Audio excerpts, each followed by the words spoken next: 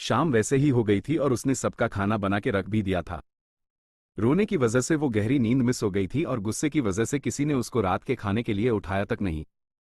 सुबह वैशाली की नींद खुली तो वो अपने कामों में लग गई, पर आज उसके लिए एक और काम बड़ा हुआ था। रात के खाने के बर्तन जो वो सो गई थी तो कर नहीं पाई। वैशाली ने जल्दी जल्दी सारा काम निपटाया और अपने स्कूल के लिए बस स्टैंड निकल गई। वैशाली स्कूल पहुंची तो वो आज थोड़ा लेट हो गई थी तो प्रेयर हो चुकी थी। वैशाली ने अपनी एंट्री की और जल्दी जल्दी अपनी क्लास की तरफ जाने लगी तो एक 29 साल का लड़का भागते हुए आया और वैशाली के साथ चलते हुए बोला, गुड मॉर्निंग मिश्रा जी। वैशाली मुस्कुरा के बोली, गुड मॉर्निंग मिश्रा जी। दोनों के सर नेम मिश्रा थे तो दोनों ही एक दूसरे से ऐसे ही बात करते थे। वो लड़का अजीत वैशाली से थोड़ा सकुचा के बोला, कल आपने छुट्टी ली थी। वैशाली बिना किसी भाव के बोली, हाँ लड़के वाले देखने आए थे। अजीत का मुंह उतर गया, फिर भी वो अपनी बात आगे बोला, तो रिश्ता पक्का हो गया। वैशाली बिना किसी भाव के बोली, नहीं।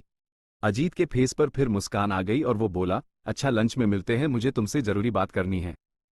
वैशाली की क्लास आ गई थी तो उसने भी बस ऐसे ही ओके बोल दिया और अपनी क्लास के अंदर चली गई। लंच टाइम में वैशाली और अजीत कैंटीन में आमने सामने बैठे थे। अजीत थोड़ा घबरा रहा था तो थोड़ा शर्मा भी रहा था। वैशाली बुक में कुछ देख रही थी कि अजीत ने वैशाली के हाथ में पकड़ी बुक बंद कर दी। वैशाली अजीत को देखने लगी तो अजीत हिम्मत जुटा के बोला, मुझे तुमसे थोड़ी पर्सनल बात करनी है। वैशाली, हाँ बोलो। अजीत अपनी फिंगर क्रॉस करके बोला, वो हम दोनों सेम एज के हैं, हमारा प्रोफेशन भी एक है, हम दोनों अच्छे सरकारी स्कूल में अच्छी सैलरी पैकेज के साथ काम कर रहे हैं, मैं अच्छे से सेटल हूं, तो मैं वो तुमसे। आगे बोलते हुए अजीत के शब्द लड़खड़ाने लगे, लेकिन वैशाली समझ चुकी थी अजीत क्या बोलना चाहता है तो वो खुद ही बोली, तो तुम मुझसे प्यार करते हो और शादी करना चाहते हो। अजीत थोड़ा असहज हो गया और लेकिन उसने अपना सिर हाँ में हिला दिया। वैशाली एक सपाट लहजे में बोली, मैं शादी के लिए रेडी हूं। अजीत खुशी से फूले नहीं समाया, पर वो कुछ बोलता उससे पहले वैशाली बोली, बोलो तो अभी कोर्ट मैरिज कर लेते हैं। अजीत शॉक हो गया और बोला, अभी शादी? वैशाली, हाँ मुझे इतना तामझाम नहीं पसंद, जितना शादी में खर्च करेंगे उतना अपने फ्यूचर के लिए जोड़ लेंगे, अपने मम्मी पापा के लिए कुछ सेविंग कर लेंगे जो आगे बुढ़ापे में उनके काम आएगी। अजीत मुस्कुरा के बोला, तुम्हारी यही सादगी मेरा दिल ले गई।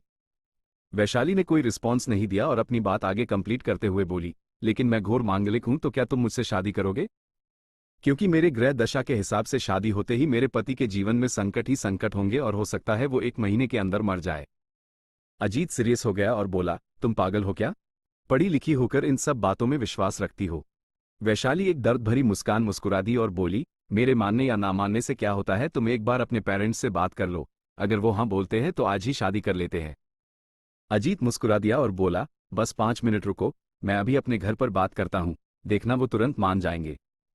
वैशाली ने बस अपना सिर हिला दिया, पर मन में वो हंस रही थी। अजीत चला गया तो वैशाली भी फिर से अपनी बुक में कुछ पढ़ने लगी।